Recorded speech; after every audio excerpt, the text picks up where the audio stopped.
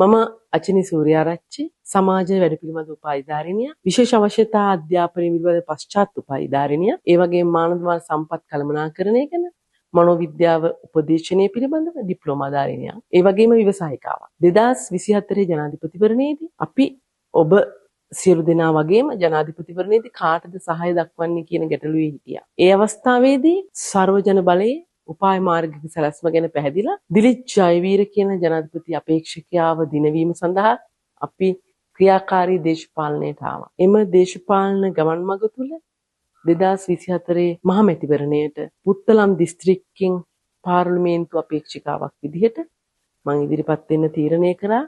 සර්වජන බලයේ සැලැස්ම district මට්ටමින් ඉදිරියට රැගෙන යාම සඳහා මේ තුලින් ව්‍යවසායක රාජ්‍යයක් නිර්මාණය කිරීම සතුටුදායක නිර්මාණය කිරීම එමෙන්ම ශක්තිමත් විපක්ෂයක් ගොඩ නැගීම මගේ පරම බලාපොරොත්තුවයි.